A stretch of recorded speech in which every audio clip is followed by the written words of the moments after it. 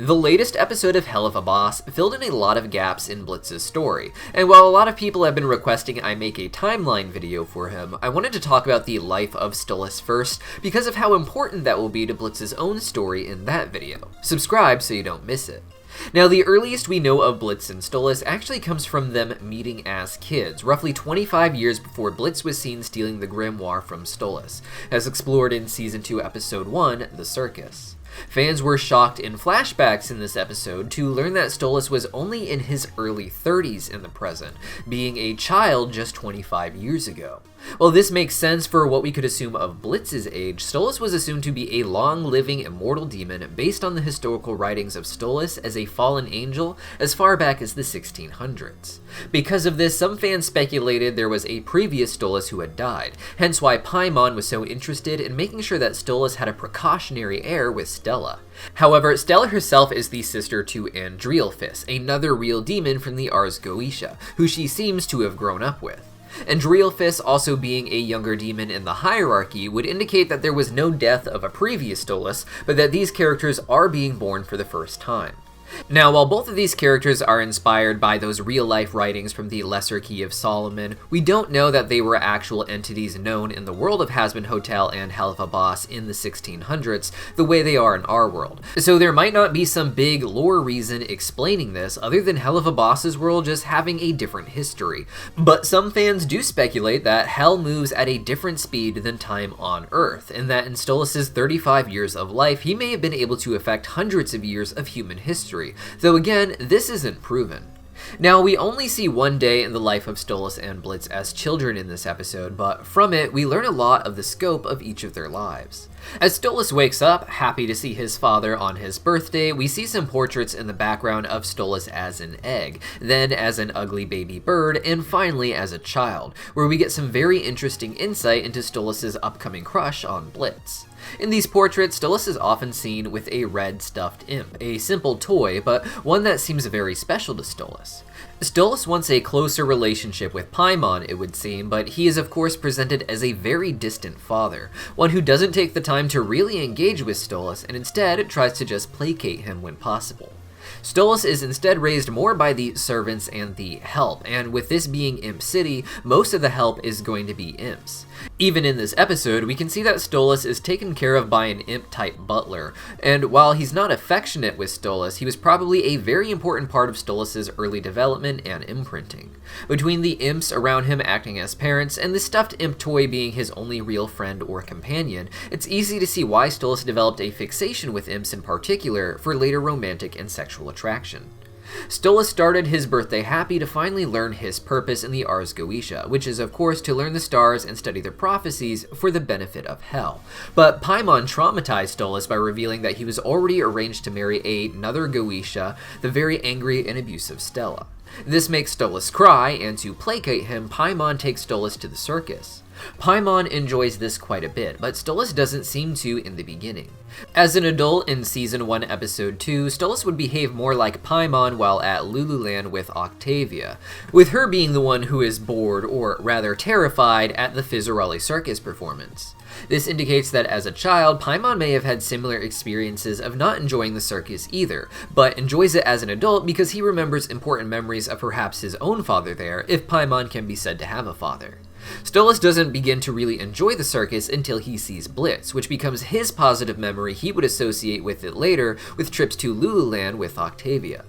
Blitz's introduction here appealed to Stolas beyond his natural interest in imps, such as the others performing at the circus. Even Fizzarelli was here, who was famous as the star of the circus and later as one of the top performers in all of Hell. Blitz catches Stolas' attention instead for whatever reason, and resonated with Blitz's awkward humor. Stolas himself is rather awkward, but lacks the kind of confidence Blitz does, so he probably found Blitz as relatable but cool. Now, the big thing here is that Stolas came here knowing that he is in a non-negotiable arranged marriage with a horrifying girl, and while Stolas may have already been leaning more into his interest in men at this age, it would seem to me that part of his crush on Blitz was inspired by his desire to actually avoid romance altogether in a way. Blitz to Stolas was the potential perfect friend, one of his own stuffed animals that he imagined so many adventures with as a kid finally come to life, swinging around from ropes and jumping off of circus balls, and still being awkward and seemingly approachable.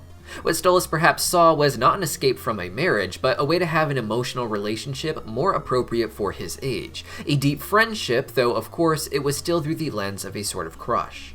Of course, that wasn't the reality of the situation, as a lot of what Stolas was projecting is his ideas of a perfect friend onto Blitz, who had very little interest in Stolas early on.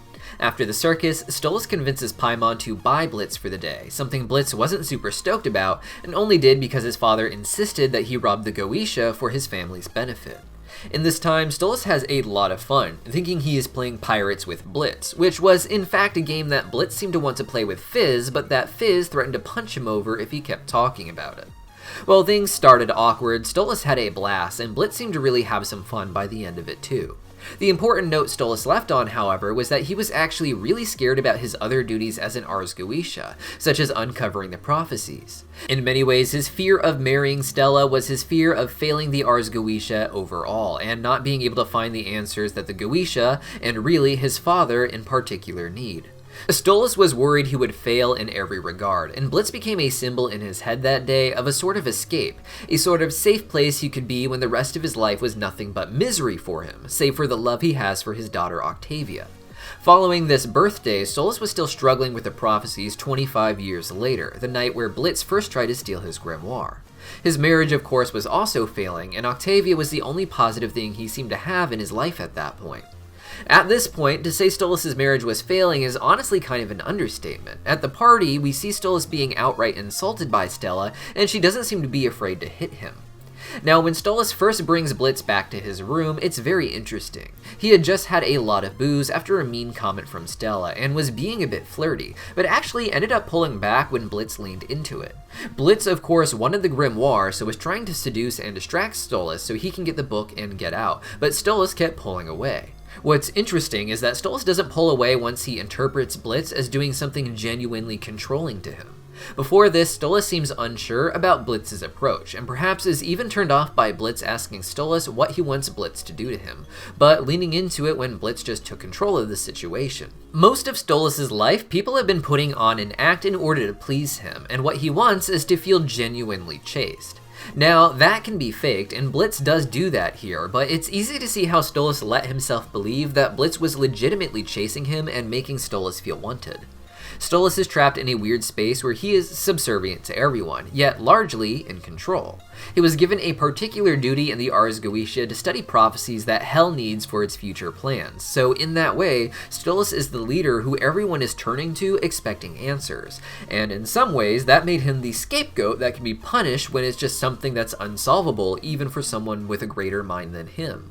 Between that and his lack of a real father in his young life, Stolas wants to feel like someone else is in control and in a way taking care of him.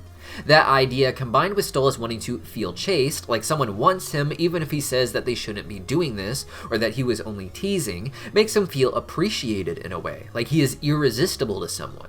This is the opposite of the treatment he gets from his wife, and perhaps really from most people. While Stolas didn't seem to have any affairs before Blitz, I imagine anyone who attempted to perhaps seduce him used similar tactics to Blitz early on that were unsuccessful. Just asking Stolas what he wanted, making it about what they could do for him as long as he was in charge and directing them so they knew they were doing it right.